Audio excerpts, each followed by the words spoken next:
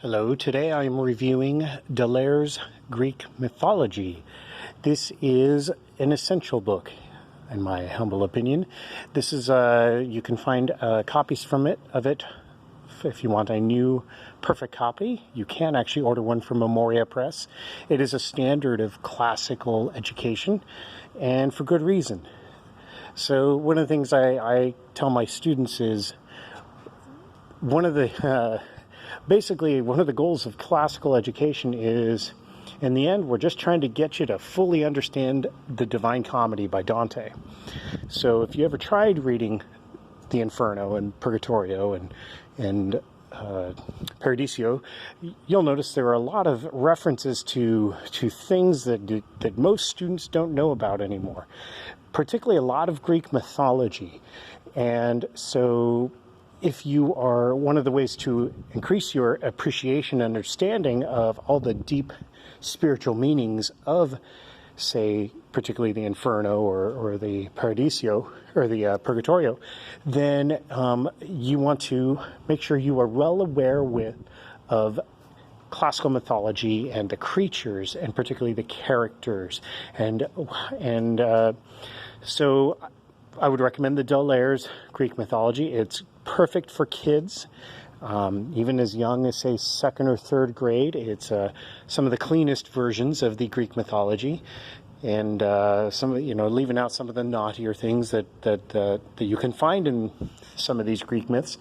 And the heroes are there, but of course, what's great about Greek myths is they represent humans the way they are. And particularly, I'm saying this at the time, this is the summer of 2020, as we are having a rampage of tearing down our statues and our artwork that are put up in honor of great people from history who were also flawed. And I have a strong dislike of people tearing down statues of Thomas Jefferson, despite the fact that he was a slave owner. And that I am appalled at that.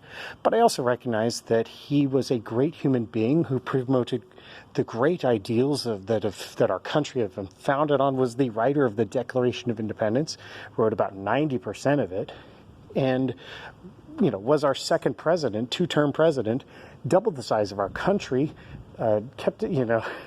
helped us grow as a nation, and kept us out of various wars, including with England and in France. So I believe he deserves every statue that has been built to him, despite his foibles. And I think that one of the problems we have in our modern society is a lot of kids don't hear the story of, say, Theseus or Jason, who were great men who did great things, but also had some weaknesses that they gave into. And so that's what's great about the Greek myths, is there's no perfect hero in any of these stories. We see the good things they do and we celebrate that, and then we see the bad things they do, and then we see the consequences of that bad behavior.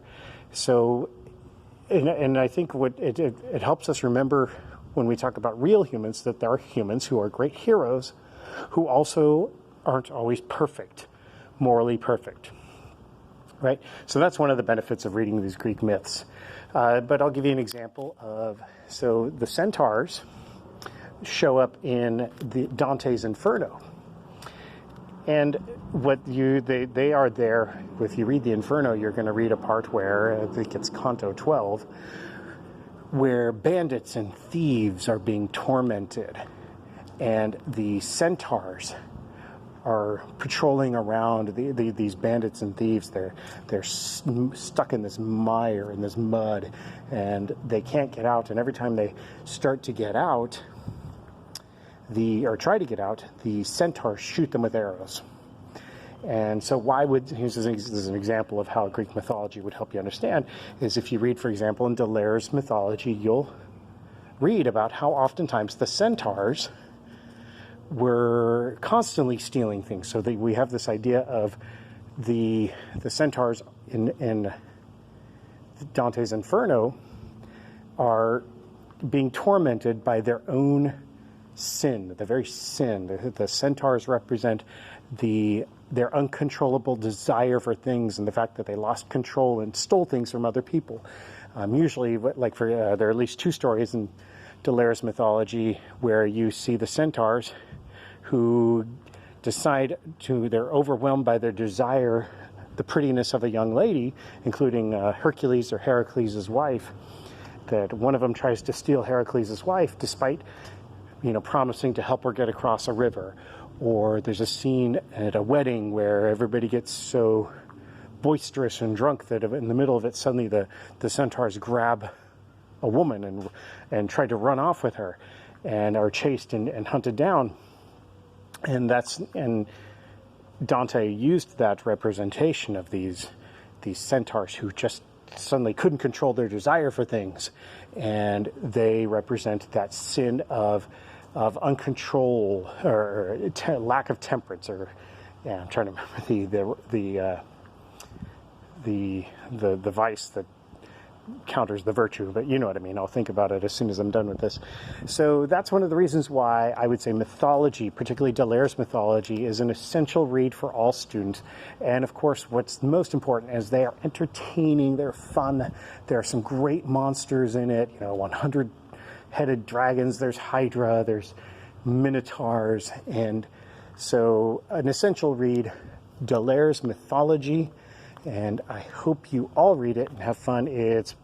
I would recommend it for all kids. Thanks.